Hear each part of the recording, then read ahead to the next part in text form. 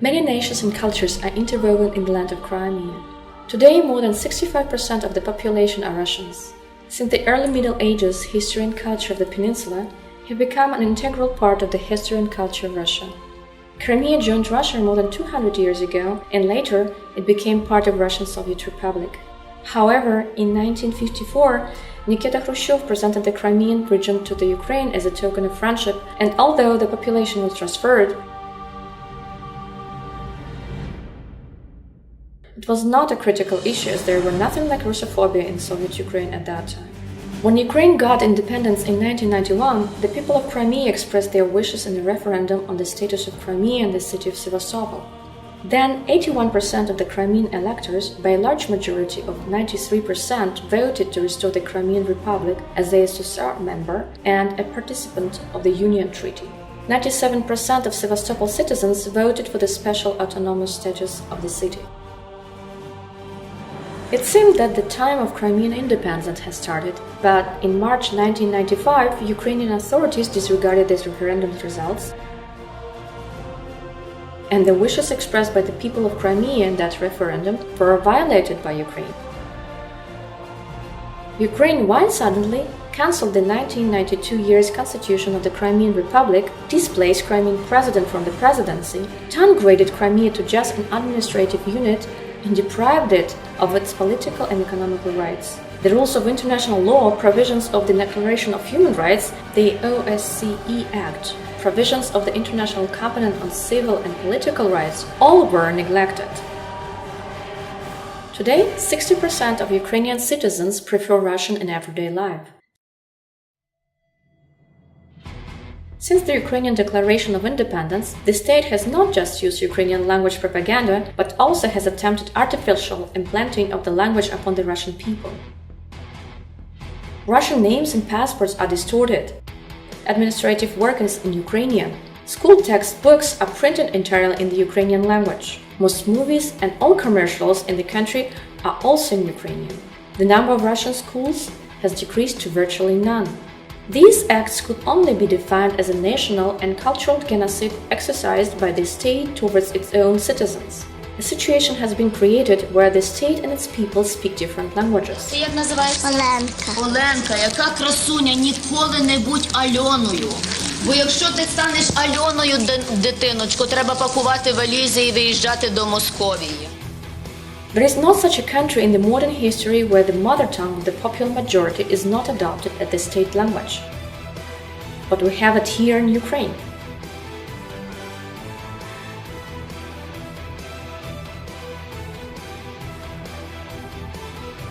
These facts has led to a sensitive reaction in Crimea, where more than 95% of people speak Russian. People have felt that they were deprived of their basic rights. In the meantime, the European countries have taken no notice of such a state of affairs and have recognized only the Crimean Tatar rights, though they constitute the minority of the Crimean population. At the same time, problems of Russians in Crimea were suppressed despite their scale and evidence, and the fact that 76.5% of Crimean people consider Russian their native language. The senior officials of independent Ukraine gambled on the forced establishment of the Ukrainian language in all spheres of state life and on the adaptation of nationalistic Russophobia ideology. And the radical nationalistic movements were not prohibited in Ukraine, but rather purposely fostered.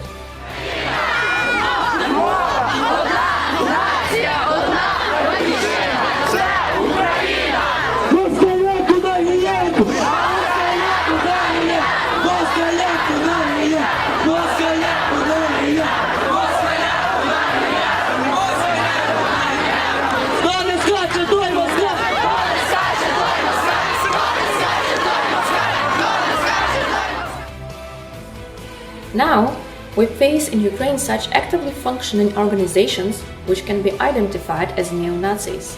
They advocate superiority of Ukrainians over other nations. Among them are Freedom, Svoboda, National Alliance, Right Sector, Youth Union Our Ukraine, Youth Movement, Молодой Рух, Young Enlightenment, Молода Просвіта, For Ukraine, За Україну, and many more organizations like them. Their anti-humanistic ideology advocates that weak nations are to be eliminated. The supreme nation is to have complete power over other states.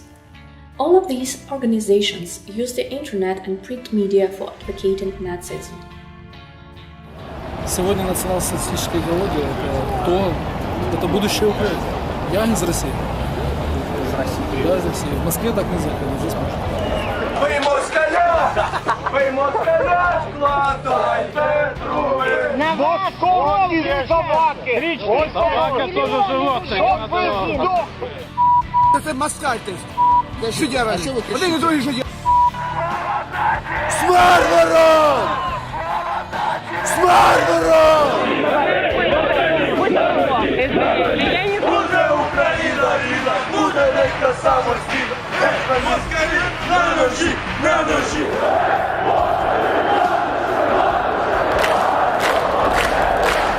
Росія – це віковічний ворог України, і поки існує Російська імперія в будь-якій формі, доти справжня реальна національна незалежність українського народу неможлива.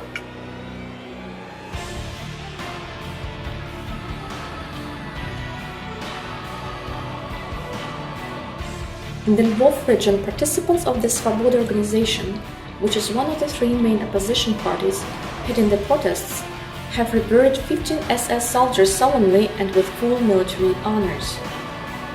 And now we can see an annual event, the reconstruction of the Second World War events showing how Olonupa brigades beat Soviet army. In 2012, Victory Day parade was fueled by nationalistic mobs. Teenagers in mass and with Nazi symbols beat veterans and picked off St. George's ribbon, which is the symbol of Russian soldiers who succeeded against fascism.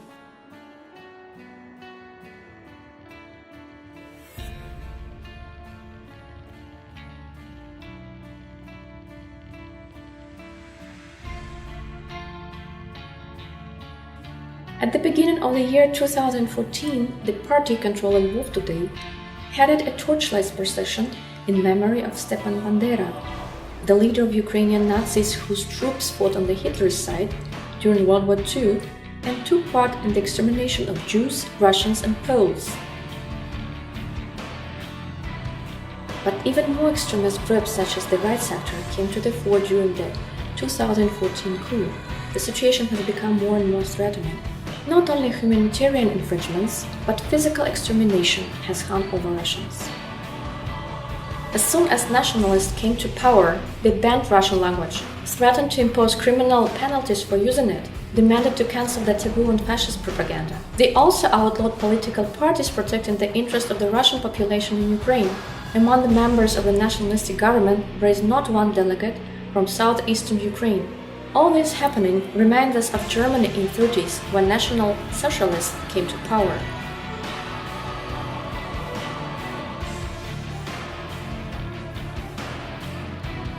The threat to life of Russian people has become absolutely real.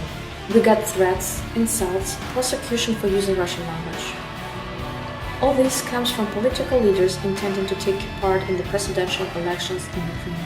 As earlier Maidan called upon people to overthrow legitimate authority, now they call for them to take up arms and kill Russians in the Crimea. Народ будь озброїться, коли ця наволоч не захоче уйти з нашої землі, ми їх знищимо! Україна понад усе! Я знаю, настане той час, коли Україна розкинеться в своїх етнічних межах від Сіану по Кавказ. І Дон, Кубань, Терек, наші корінні землі і присягання буде наше.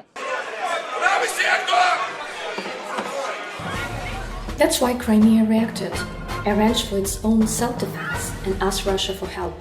It was the moment when the whole world saw that the majority of the Crimean populations are Russians. Russians by nationality, Russians by spirit. They are Russians demanding to recognize their rights, the right to know their history and to be proud of it, the right to speak their native language. Crimea got a unique, exclusive chance to restore historical justice. The referendum on the 16th of March showed that the future of the Crimean nation is together with Russia, together with their brothers. Crimea has created a secure barrier from fascism, but we must remember that for millions of Russians living in Ukraine, the fascist danger is still real. And as long as it is encouraged, Nazi genocide of Russians is real, and then the fascism can spread to Poland and further to European countries.